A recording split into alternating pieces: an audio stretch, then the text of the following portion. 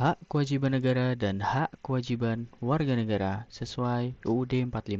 Nah, pada video kali ini kelompok kita akan membahas hal tersebut berdasarkan pandangan kita mengenai emosi tersebut. Nah, jadi seperti apa pandangan kita? Kita langsung masuk ke dalam videonya saja.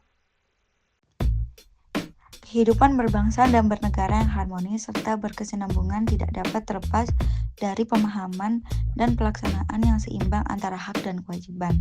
Dua konsep fundamental ini membentuk pilar utama dalam membangun tatanan masyarakat yang adil dan sejahtera. Dalam Kamus Besar Bahasa Indonesia KBBI, hak didefinisikan sebagai kewenangan atau kekuasaan untuk berbuat sesuatu yang telah ditentukan oleh undang-undang atau aturan, serta kekuasaan yang sah untuk melakukan atau menuntut sesuatu. Secara umum, hak diartikan sebagai segala sesuatu yang diberikan kepada pihak tertentu dalam situasi tertentu. Sebaliknya, kewajiban menurut KBBI adalah sesuatu yang harus dilakukan lebih lanjut. Kewajiban dipahami sebagai tanggung jawab yang harus dipenuhi oleh individu guna menjaga keteraturan dan keharmonisan dalam masyarakat.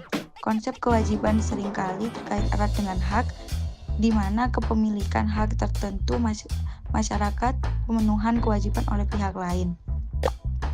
Dalam konteks kenegaraan Indonesia, hak warga negara diartikan sebagai hak-hak yang harus diperoleh dan diterima sepenuhnya, serta dapat dipertanggungjawabkan oleh setiap warga negara.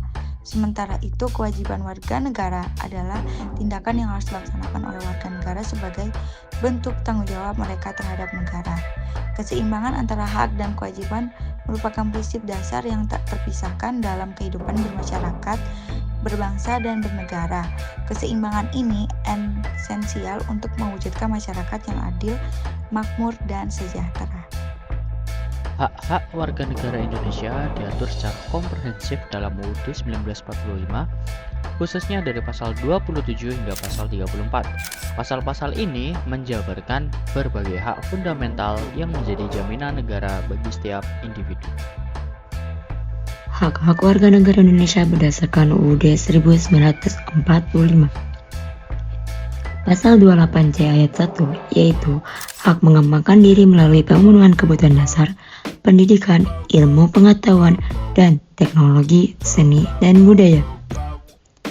Pasal 28D ayat 1 yaitu hak atas pengakuan, jaminan, perlindungan, dan kepastian hukum yang adil serta perlakuan yang sama di hadapan hukum.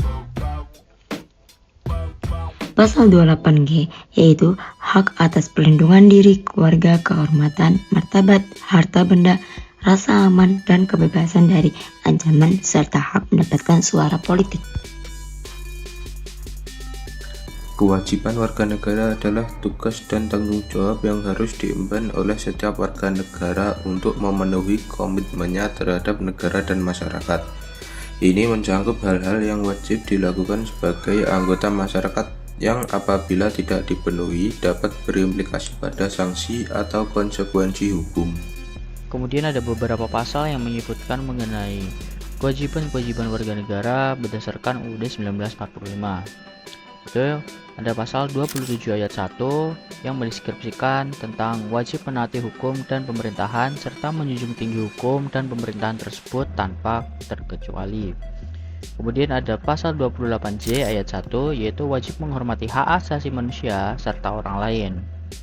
Kemudian ada pasal 30 ayat 1 yaitu wajib ikut serta dalam usaha pertahanan dan keamanan negara. Itu adalah beberapa contoh pasal yang menyebutkan tentang kewajiban-kewajiban warga negara berdasarkan UUD 1945. Hak negara dalam konteks hukum tata negara lebih tepat diartikan sebagai kewenangan atau kekuasaan yang diberikan kepada negara oleh konstitusi untuk menjalankan fungsinya demi kepentingan dan kesejahteraan rakyat. Ini adalah otoritas yang sah untuk mengatur, mengelola, dan melindungi. Contoh hak negara, kewenangan, dan kekuasaan negara mencakup berbagai aspek tata kelola. Pertama, kewenangan mengatur dan membentuk hukum. negara memiliki hak untuk mengajukan rancangan undang-undang kepada Dewan Perwakilan Rakyat dan menetapkan peraturan pemerintah untuk menjalankan undang-undang sebagaimana mestinya. Kedua, kewenangan menjaga kedaulatan dan keamanan. Negara memiliki hak untuk mengelola dan menggunakan sumber daya pertahanan dan keamanan demi menjaga kedaulatan dan keutuhan wilayah serta mengikutsertakan warga negara dalam upaya pertahanan. Ketiga, kewenangan memungut pajak. Negara berhak memungut pajak dari warga negara sebagai sumber pendapatan utama yang digunakan untuk pembangunan negara dan penyediaan layanan publik. Keempat, kewenangan mengelola sumber daya alam. Bumi, air, dan kekayaan alam yang terkandung di dalamnya dikuasai oleh negara dan harus dipergunakan untuk sebesar-besar kemakmuran rakyat. Ini adalah hak negara untuk mengelola sumber daya demi kepentingan umum. Pasal 33 ayat 3. Kelima, kewenangan dalam hubungan internasional. Negara berhak menerima duta negara lain dan menjalankan hubungan diplomatik untuk kepentingan nasional. Keenam, kewenangan dalam sistem peradilan. Presiden sebagai kepala negara memiliki hak untuk memberikan gerasi dan rehabilitasi dengan memperhatikan pertimbangan Mahkamah Agung, serta amnesti dan abolisi dengan memperhatikan pertimbangan Dewan Perwakilan Rakyat. Kewajiban negara adalah tanggung jawab penuh yang diemban oleh negara dan pemerintah untuk melindungi, memenuhi, dan memajukan hak-hak warga negaranya. Ini juga mencangkup penciptaan kondisi yang kondusif bagi kesejahteraan umum, keadilan sosial, dan harmoni bernegara. Sebagai negara hukum, Indonesia dicirikan oleh terjaminnya hak-hak warga negara, sehingga negara memiliki kewajiban fundamental untuk memenuhi hak-hak tersebut.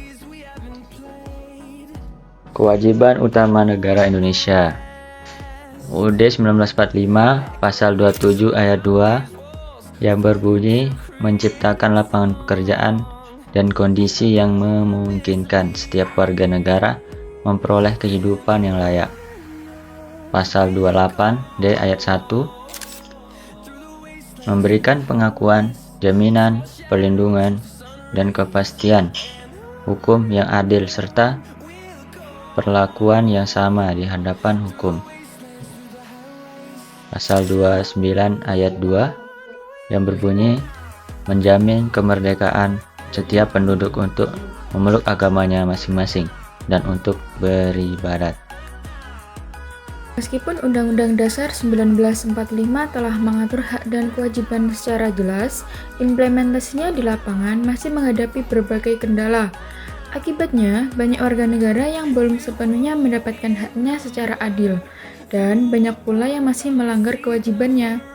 Rendahnya kesadaran hukum, birokrasi yang tidak efisien, korupsi, hingga lemahnya penegakan hukum tidak berdiri sendiri, melainkan membentuk suatu lingkaran masalah. Sebagai contoh, korupsi secara langsung menyebabkan alokasi sumber daya yang tidak efisien, yang kemudian memperparah ketimpangan sosial dan ekonomi. Ketimpangan ini pada gilirannya dapat membatasi akses terhadap pendidikan yang berkualitas, berkontribusi pada rendahnya kesadaran hukum di kalangan warga negara hingga mereka cenderung kurang menuntut hak atau memenuhi kewajiban mereka. Kondisi ini selanjutnya melemahkan penegakan hukum dan melenggangkan korupsi. Memahami keterkaitan yang rumit ini sangat penting untuk mengembangkan solusi yang benar-benar efektif dan sistematik. Ini menunjukkan bahwa mengatasi suatu tantangan secara terpisah kemungkinan besar tidak akan efektif. Sebaliknya, diperlukan pendekatan multisektoral, holistik, dan terkoordinasi di semua bidang ini untuk memutus lingkaran tersebut dan mencapai peningkatan yang berkelanjutan. Sekian dari kelompok kami. Terima kasih telah menonton.